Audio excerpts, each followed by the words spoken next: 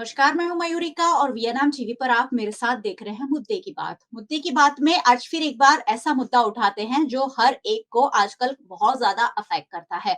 आजकल हमें 10 में से 4 कॉल तो ऐसे आते हैं कि आपके पर्सनल लोन को हमने अप्रूव कर दिया है, पर्सनल लोन ले लीजिए, क्रेडिट कार्ड ले लीजिए। आपको बार-बार ऐसे मैसेज भी आते होंगे कि आपको लोन दिया जा रहा है जिसमें 1 लाख से लेकर 5 लाख और 10 लाख और तरह-तरह के लोन अमाउंट आपको दिए जाते हैं, आपको ललचाया जाता है, आपको कहा जाता है कि बिना डॉक्यूमेंट्स के हम आपको लोन दे देंगे और इस तरीके की बहुत सारी बातें सामने आती रहती है। लेकिन पर्सनल लोन लेना कितना फ़ायदेमंद है या आपको कहीं न कहीं मुसीबत में डाल रहा है, ये सारी बातें जानना भी बहुत ज़्यादा ज़रूरी है क्योंकि जैसे ही हम थोड़ी बहुत परेशानी में फँसते हैं, हम पर्सनल लोन ले लेते हैं और फिर उसका जो इंटरेस्ट रेट होता है, वो हो सकता है कि बहुत ज़्यादा हो। ऐसे में पर्सनल लोन लेने में क्या चीज़ों की जानकारी हमें होनी चाहिए, क्या चीज़ों का ध्यान रखना चाहिए, ये सारी बातें हम आज आपको बताने जा रहे हैं। तो ये पूरा जो हमारा बातचीत का वीडियो है पूरा एंड तक देखिए, शेयर ज़रूर कीजिएगा अपने दोस्तों के साथ और बात करने के लिए 2 खास चार्टर्ड अकाउंटेंट हमने हमारे साथ जुड़े हैं क्योंकि एक्सपर्ट के साथ ही हम आपको पूरी डिटेल पहुँचाते हैं ताकि आप ऑथेंटिक रूप से सारी जानकारी प्राप्त कर सकें। हमारे साथ सूरत से चार्टर्ड अकाउंटेंट मुकेश ठक्कर जी जुड़े हैं। मुकेश जी, चर्चा में आपका स्वागत है। Thank you ma'am, thank you. और हमारे साथ सूरत से ही चार्टर्ड अकाउंटेंट महावीर धारीवाल जुड़े हैं। धारीवाल जी, आपका भी बहुत-बहुत स्वागत है। बहुत-बहुत धन्यवाद कार्यक्रम में आमंत्रित करने के लिए। चलिए, सबसे पहले सवाल जो मेरे मन में है वो ही मैं पूछूंगी कि आखिरकार पर्सनल लोन लेना मुकेश जी फायदेमंद होता है या कहीं ना कहीं नुकसानदायक भी आगे चलकर साबित हो सकता है? मैम इसमें एक चीज समझनी चाहिए कि भाई कोई भी चीज की दो पहलू होती है, सिक्के की दो कॉइन की दो साइड होती है। तो पर्सनल लेना भी के भी फायदे भी है, नुकसान भी है। तो मैं सबसे पहले तो ये बताऊंगा कि पर्सनल लोन अपनी प्रॉपर जरूरत और इमरजेंसी के टाइम पे ली गई हो तो ये अपने फायदे कारक है। बट वो जो लग्जरी के लिए आजकल मैं देख रहा हूँ बहुत सारे, किसी को आईफोन लेना है या कोई और भी लग्जरी चीज लेनी है तो उसके लिए लेना है, मेरे हिसाब से वो नुकसान करता है। तो उसके अलावा और भी चीज है कि पर्सनल लोन लेने से पहले उसकी टर्म्स और कंडीशन वो समझ के ली गई होती है तो वो अच्छी है। बाकी इसमें और भी आगे उसका नुकसान भुगतना पड़ता है। अभी आपने जैसे कि भी लेने चाहिए कि नहीं, तो उसके हम नुकसान एडवांटेज की बात करें पर्सनल लोन में, पर्सनल लोन अपने क्विक और इजीली मिल जाती है। तो सबसे बड़ा उसका फायदा जो है, उसके लिए कोई कॉल लेटर की जरूरत नहीं पड़ती है। डॉक्यूमेंट की रिक्वायरमेंट भी बहुत मिनिमम रहती है। इसमें जो इस लेने से आपके जो क्रेडिट जो सिविल स्कोर है वो भी फटाफट इसमें इंप्रूवमेंट होती है। तो ये सब है पर्सनल लोन के फायदे हैं। जैसे नुकसान की बात करें तो पर्सनल लोन में नुकसान भी बहुत सारे हैं। जैसे उसका rate of interest, personal loan का रेट ऑफ इंटरेस्ट जो है 11% से लेके 36% तक रहता है, जो बहुत हाई है। इसके अलावा प्रोसेसिंग फी रहती है जो 1% से लेके 3% रहती है, वो भी बहुत हाई है। इसके अलावा प्रीपेमेंट रहता है 2 से 5%, जो आप जल्दी लोन देने जाओगे तो ये 2 से 5% प्रीपेमेंट चार्जेस होते हैं। तो ये सब डिसएडवांटेज है। तो पर्सनल लोन का मैं ये बोलूंगा कि फायदा भी है, नुकसान भी है। आप उसकी टर्म्स कंडीशन समझ के ले रहे हो, उसको क्या यूज कर रहे हो, उसके ऊपर आपका डिपेंड रहता है कि वो आपको लेनी चाहिए या नहीं। जी, तो पर्सनल लोन आपको लेने के लिए बहुत सारे ललचाते हुए एडवर्टाइजमेंट आपके सोशल मीडिया पर भी आते रहेंगे, आपके नंबर पर आते रहेंगे, टेक्स्ट मैसेज, व्हाट्सएप मैसेज, लेकिन उसके टर्म्स और कंडीशन जो छोटे-छोटे अक्षरों में लिखा होता है, स्टार करके, उसे जानना और समझना बहुत ज़्यादा ज़रूरी है। चलिए पर्सनल लोन के बारे में ही थोड़ी-सी और जानकारी हम ले लेते हैं। महावीर जी हमारे साथ जुड़े हैं, सूरत से चार्टर्ड अकाउंटेंट है। सर फिलहाल कितने ऐसे बैंक हैं जो एनबीएफसी रजिस्टर्ड हैं और आने वाले दिनों में या आने वाले सालों में ये जो पर्सनल लोन का जो पूरा मार्केट है उसकी ग्रोथ को आप कैसे देखते हैं? देखिए, फिलहाल में पर्सनल लोन जो देने की जवाबदारी है बैंकों के पास में है और एनबीएफसी बहुत सारी कंपनीज हैं, वो पर्सनल लोन देती है। फिलहाल मार्केट में 90 प्रकार की बैंकें रजिस्टर्ड है, जो डिपॉजिट एक्सेप्ट करके सामने पर्सनल लोन और कमर्शियल प्रोडक्ट्स अपने डिस्ट्रीब्यूट करती है। इसके अलावा लगभग 9400 लगभग 9400 एनबीएफसी रजिस्टर्ड है, जो डिपॉजिट एक्सेप्ट किए बिना ही आगे लोन्स एंड एडवांस करके अपने पर्सनल लोन के जरिए अपनी कमाई का साधन ढूंढते हैं। तो फिलहाल मार्केट में स्थिति अगर देखेंगे तो बहुत सारे एनबीएफसी पिछले काफी वर्षों में नए रजिस्टर्ड हुए हैं, आरबीआई के साथ पंजीकृत हुए हैं। और सबसे महत्वपूर्ण बात यह कि इन सभी एनबीएफसीज में मेजरली पर्सनल लोन की तरफ बहुत ज्यादा फोकस किया है, जैसा ही आपने सबसे पहले बात की कि हम नियमित रूप से 3 से 4 कॉल ऐसे हम पाते हैं कि जिसमें पर्सनल लोन की प्री अप्रूव्ड ऑफर के बारे में जानकारी हमें दी जाती है कि आप सिंपल एक बटन पे क्लिक करिए और आपके 1 लाख रुपए, 2 लाख रुपए, 5 लाख रुपए आपके अकाउंट में 30 मिनट के भीतर आपके खाते में क्रेडिट कर दिए जाएँगे। तो पिछले जी। कुछ वर्षों में हमने देखा है कि पर्सनल लोन के संदर्भ में बहुत अग्रेसिवली मार्केट को कैप्चर किया जा रहा है। इसके हुँ, साथ ही कई बार मेलाफाइड इंटेंशन से भी कस्टमर को बार-बार मैसेज और रिपीटेटिव कॉल के थ्रू उसका इंटेंशन चेंज करने का प्रयास किया जा रहा है। कई बार व्यक्ति की ज़रूरत नहीं होती बट एक ही कॉल को अगर बार-बार किया जाए, तो उसका इंटेंशन भी चेंज होने का प्रयास इन एनबीएफसीज़ के द्वारा किया गया है। अभी जी। जैसा कि आपने बात की कि पिछले कुछ वर्षों में कितनी ग्रोथ है, तो उसके कुछ नंबर्स मैं आपके सामने रखता हूँ कि अगर हुँ, पर्सनल लोन की बात करें जिसमें क्रेडिट कार्ड शामिल नहीं है, तो 2022 दिसंबर के जो आंकड़े बताते हैं इसमें लगभग 11 लाख करोड़ रुपए के लोन का आउटस्टैंडिंग पोर्टफोलियो था। हुँ, ये 2022 दिसंबर का पोर्टफोलियो 2023 में बढ़ के साढ़े 13 लाख करोड़ का हो गया। अगर रफली परसेंटेज वाइज अगर कैलकुलेट किया जाए तो ये 23% की ग्रोथ है, जो बहुत ही सिग्निफिकेंट ग्रोथ है। 2023 से यही जर्नी आगे बढ़ते हुए 2024 दिसंबर तक पहुँचते-पहुँचते इसका पोर्टफोलियो लगभग 14,78,000 करोड़ का हो चुका है आज की डेट में। ये भी ईयर ऑन ईयर अगर ग्रोथ की बात की जाए तो ये भी लगभग 9.2% से आगे बढ़ रहा है।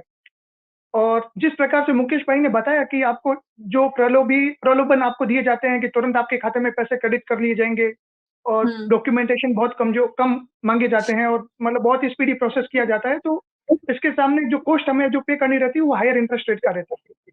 तो जी। ओवरऑल जो आपने बात की तो personal loan aggressively market capture किया जा रहा है इन एनबीएफसीज़ के द्वारा, इवन बैंक्स हुँ, भी करती है, बट फिलहाल काफ़ी जी। समय से हम देख रहे हैं कि इसको अग्रेसिवली मार्केट में पिच किया जा रहा है। बिल्कुल, अग्रेसिवली मार्केट में प्रमोट तो किया जा रहा है। लोग भी बड़ी आसानी से इसे लेना और बहुत बड़ी तादाद में लोग अब पर्सनल लोन ले रहे हैं क्योंकि आजकल हर कोई कहीं न कहीं फँसा हुआ तो रहता ही है इकोनॉमिकली और छोटी-छोटी अमाउंट जब मिलने लगती है तो लोग बड़ी आसानी से पर्सनल लोन ले लेते हैं। इसमें ऐसे में इनका इंटरेस्ट रेट क्या होता है, ये हमने जाना लेकिन अन्य जो लोन होता है मुकेश जी, उनके इंटरेस्ट रेट और पर्सनल लोन के इंटरेस्ट रेट में कितना डिफरेंस देखने मिलता है? कितना अलग है ये दोनों डिफरेंस? इसमें देखिए तो अभी करंट बात करें तो अराउंड होम लोन का जो रेट है, जो 8.5 के अराउंड चल रहा है, 8.4 से चालू होता है और हुँ, जो सिबिल स्कोर पर डिपेंड रहता है, वो जो 9% आसपास तक मैक्सिमम जाता है। हुँ, बट पर्सनल लोन की बात करें तो जनरली जो बैंक्स है, जो हुँ, प्राइवेट बैंक्स है, नेशनलाइज़ बैंक है, वो 10-11% से लेके 15-18 तक परसेंट तक रहता है। बट हुँ, इसी केस में एनबीएफसी के पास आप जाओगे, तो एनबीएफसी का जो रेट ऑफ इंटरेस्ट है वो 15% से स्टार्ट होके वो हुँ, 35-36% तक इसमें जा सकता है। तो वो ये जी, सिग्निफिकेंटली हाई है जो कंपेयर टू होम लोन है, मॉर्गेज लोन है। मॉर्गेज लोन का भी आप रेट देखोगे तो 10 से 11% रहेगा। ये सब जी, के कंपैरिज़न में पर्सनल लोन का रेट बहुत हाई है। जी। यानी करीब-करीब डबल जितना रेट है, ऐसे में पर्सनल लोन लेना कितना फ़ायदेमंद है, उस पर एक्सपर्ट आज हमसे बात कर रहे हैं। महावीर जी के पास फिर से चलूँगी। महावीर जी जो कॉल्स आते हैं हमारे पास, वो टेलीकॉलर जो होते हैं, वो फ्लैट ब्याज दर की बात करते हैं। ये फ्लैट ब्याज दर आखिर क्या होता है? मतलब क्या ब्याज दर नहीं लेने वाले हैं? फ्लैट ब्याज दर का क्या डेफिनिशन है? जी, आपने फ्लैट रेट के बारे में बात की। जैसा कि आपने बताया कि टेलीकॉलर जो होते हैं, वो नियमित रूप से अपने एक प्री लिस्टेड कस्टमर्स को रेगुलरली फ़ोन करते हैं और उनको इंटरेस्ट रेट के प्रलोभन देके उनको पर्सनल लोन के लिए पिच करते हैं। जैसा कि मुकेश भाई ने बताया कि पर्सनल लोन का इंटरेस्ट रेट लगभग 18% से लेके 36% तक जाता है।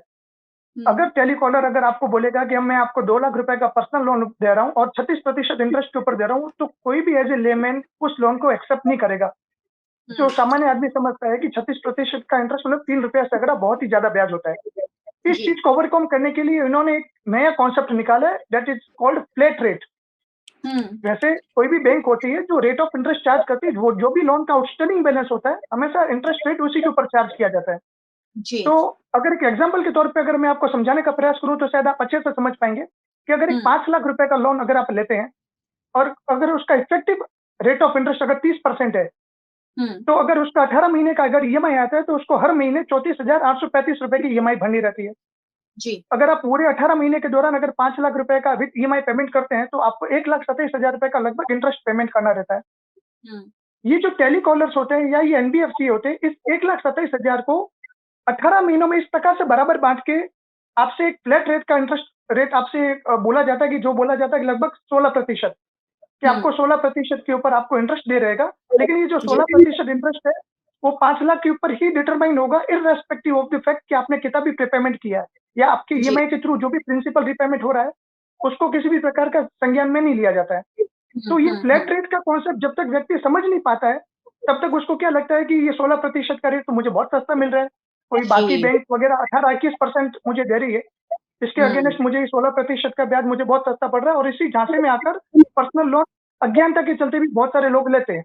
तो फ्लैट रेट के बारे में समझना बहुत ज़्यादा ज़रूरी है। ये एक भ्रामक वर्ड है जिसमें आपको उलझा दिया जाता है, लेकिन उसकी डिटेल जानकारी अ, ह होना ज़रूरी है। चलिए मुकेश जी के पास फिर से वापस चलती हूँ।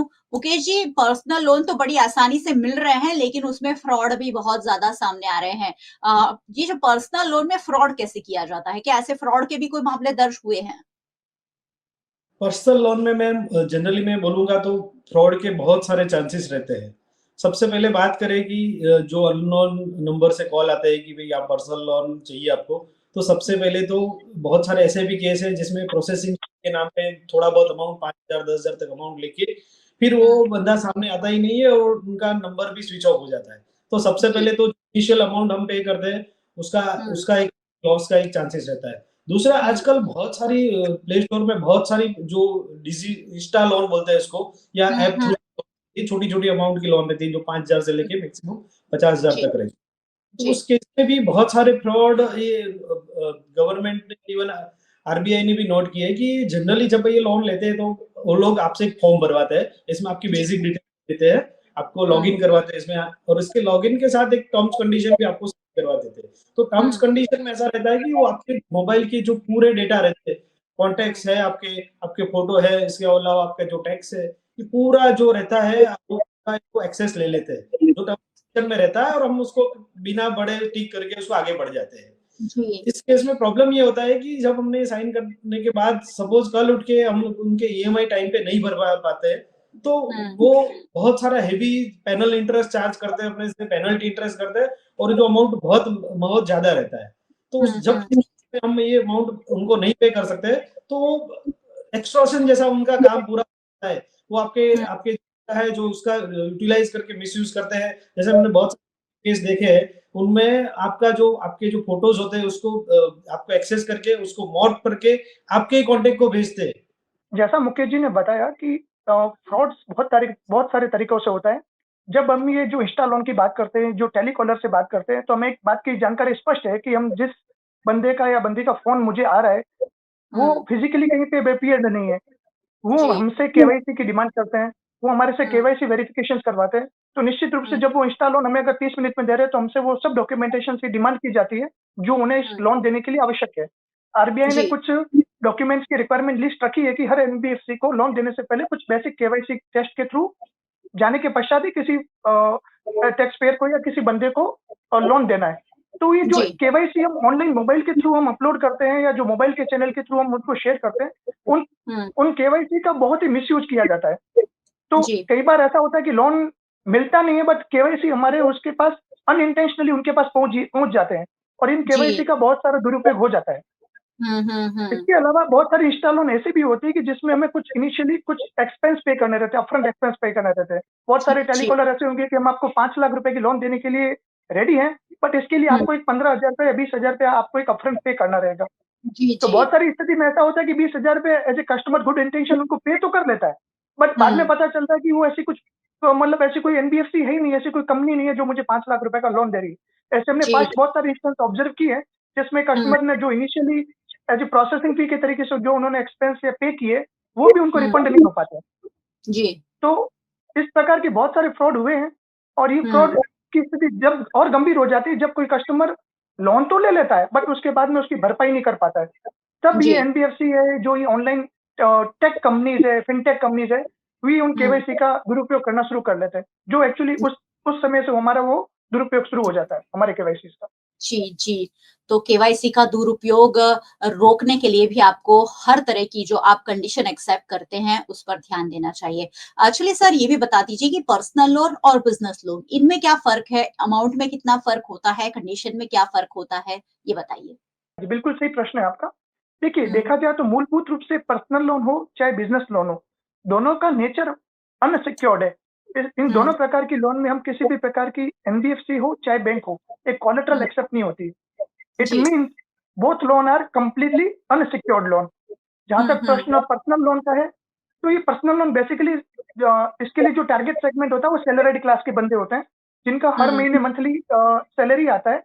उन सैलरी के बेस पे उनके जो मंथली क्रेडिट आता है उसके बेस पे उनको पर्सनल लोन की अप्रूव्ड ऑफर उनको ऑफर की जाती है। जी। इसके अगेंस्ट जो बिजनेस लोन होती है, business loan basically self employed profile के केस में एप्लीकेबल होती है। इसका जो लोन की सीमा रहती है वो पर्सनल लोन से कहीं ज्यादा रहती है। उसमें बिजनेस लोन में यूजुअली हमें बिजनेस देखा जाता है, अब उसका प्रोफेशन चेक किया जाता है कि उसका कितना एनुअली ट्रांजेक्शन है, कितना एनुअली टर्नओवर है, और टर्नओवर को ध्यान में रखते हुए उसको बिजनेस लोन दी जाती है। जी। जहाँ तक प्रश्न आधारभूत डिफरेंस का है, इसमें एक और डिफरेंस है कि बिजनेस लोन यूजुअली बड़ी लिमिट की होती है और वो अच्छी-अच्छी बैंक्स है या बड़ी-बड़ी अच्छी कैटेगरी वाली जो एनबीएफसी है वो देती है। यूजुअली जी। बिजनेस लोन ये जो टेक फिनटेक कंपनीज है अगर वो देती भी है तो मतलब उसके गाइडेंस नोट है, जो उनकी गाइडलाइन है वो कंप्लीटली फॉलो नहीं करते हैं। तो जी। बिजनेस लोन यूजुअली हम अच्छी बैंक से या अच्छी एनबीएफसी जो कैटेगरी के लिए बहुत ही ब्रांडेड कैटेगरी के लिए एनबीएफसी हम उन्हीं से यूजुअली प्रेफर करते हैं। हुँ। जी, तो पर्सनल लोन और बिज़नेस लोन इसके भी डिफरेंस है वो हमने महावीर जी से जाने। सर सरकार क्या कदम उठा रही है? पर्सनल लोन का जो मार्केट बढ़ रहा है, जो फ्रॉड हो रहे हैं, ये सारी चीज़ों को रोकने के लिए सरकार की ओर से क्या कदम उठाए जा रहे हैं? देखिए, जिस प्रकार से इंटरेस्ट रेट पर्सनल लोन के नाम के जो वसूली की जा रही है, जो चार्ज हुँ, किए जा रहे हैं, तो 2 प्रकार की चीज़ होती है। एक तो होता है वेल इन्फॉर्म्ड डिसीजन, एक है विदाउट हुँ, इन्फॉर्म्ड डिसीजन। जहाँ तक कस्टमर वेल इन्फॉर्म्ड डिसीजन लेके उसको पता है कि उसको इंटरेस्ट रेट इफेक्टिवली क्या चार्ज हो रहा है, उसको जी, प्रोसेसिंग फी के क्या चार्ज हो रहा है, उसके हुँ, अगेंस्ट अगर वो ईएमआई नहीं भरता है, तो उसके सामने क्या कार्रवाई की जा सकती है। अगर ये सब चीज़ की जानकारी को ध्यान में रखते हुए अगर वो पर्सनल लोन ले रहा है और उसको हुँ, एक्सेप्टेबल लग रहा है, तो ठीक बात है। बट जी, अगर ये सब इन्फॉर्मेशन की जानकारी के बिना अगर वो लोन ले रहा है और उसके जो रिपरकशंस अगर वो उसके पास आते हैं, तो ये हुँ, पर्सनल लोन अपने आप में बहुत ही उसके लिए एक गले की हड्डी बन जाता है। जहाँ जी, तक सरकार का प्रश्न उठाने का प्रश्न है, सरकार का इस संदर्भ में इंटरवेंशन का प्रश्न है, तो सरकार काफ़ी टाइम से आरबीआई के प्लेटफ़ॉर्म के थ्रू, एडवर्टाइज़मेंट के थ्रू बता रही है कि ऑनलाइन जो भी फ्रॉड हो रहे हैं, ऑनलाइन जो टेलीकॉलर्स आ रहे हैं, बिना पुष्टि हुँ, के किसी भी प्रकार के अपने केवाईसी, आधार पुट जो मूलभूत डिटेल्स है वो शेयर ना करें। बट हम हुँ, फिर भी क्या है प्रलोभन में आ जाते हैं। ऑनलाइन अगर हमें कोई अप्रूव्ड अथॉरिटी अप्रूव्ड लोन का अगर मैसेज आता है या कुछ टेली कंफर्मेशन आता है, तो हम अपने उस प्रलोभन में आके हम उनसे अपने इम्पोर्टेंट अपने केवाईसी उनके साथ शेयर कर लेते हैं। तो आरबीआई हमेशा उनको बोल रहा है कि अपने केवाईसी किसी भी ऑथेंटिकेट पर्सन के अलावा किसी को शेयर नहीं करें। हुँ, समय-समय पे इसकी जागरूकता बढ़ाई जा रही है। इसके हुँ, अलावा जहाँ पे भी ऐसे इंस्टेंस आते हैं कि जहाँ पे कस्टमर उसके केवाईसी का दुरुपयोग किया, तो उन्होंने सेपरेटली क्राइम सेल बनाया है। क्राइम सेल में हुँ, ये डिजिटल क्राइम के रिलेशन में जो भी प्रक्रियाएँ होती है, वहाँ पे आप हुँ, 1903 नंबर पे आप लॉगिन करके उनको आप गवर्नमेंट को इन्फॉर्म कर सकते हैं। गवर्नमेंट जल्दी से जल्दी उनके ऊपर एक्शन लेती है। जहाँ पे भी केवाईसी के दुरुपयोग का मैटर हो, यहाँ पे पैसे की जालसाज़ी से पैसे हुँ, वसूल करने की बात आती है, तो वहाँ पे आरबीआई निश्चित रूप से इंटरवेंशन करती है और उसको रोकने का प्रयास करती है। कई बार हुँ, हमने ऐसा भी ऑब्ज़र्व किया है कि जिस खाते में पैसे अल्टीमेटली गए हैं, तो वहाँ के अल्टीमेटली रेसिपिएंट पार्टियाँ उनके भी अकाउंट फ्रीज़ करके जो अल्टीमेटली पैसा वापस जिसने ओरिजिनली लोन लिया था उसको पैसा वापस रिसीव करवा के आरबीआई ने उसको वापस पैसे दिलवाए हैं। तो कई बार हमने हुँ, ऐसे भी ऑब्ज़र्वेशन की है।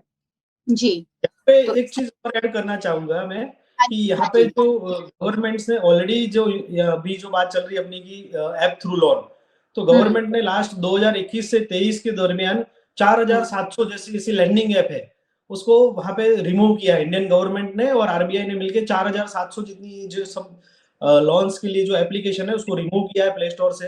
इसके जी, अलावा ऑलरेडी एक लॉ प्रपोज़ कर रही है, जिसमें ये हुँ, जो पेनल जो है ये जो 10 करोड़ तक का पेनल्टी फाइन की और 7 साल की जेल उसमें हो सकती है, तो ऑलरेडी ये लॉ प्रपोज़ कर रहे हैं।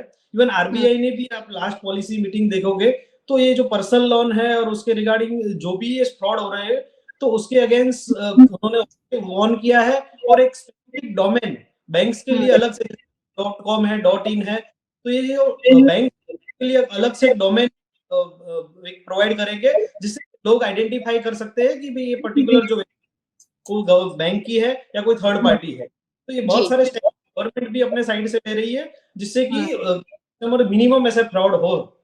हुँ। जी। बिल्कुल, फ्रॉड रोकने की ज़रूरत है और इसलिए सरकार भी कदम उठा रही है। मुकेश जी, एक आखिरी और सवाल मैं आपसे कर लेती हूँ कि जिस तरह से पर्सनल लोन का मार्केट बढ़ता जा रहा है, क्या सामाजिक प्रभाव देखते हैं इसके? समाज पर इसका क्या असर पड़ सकता है?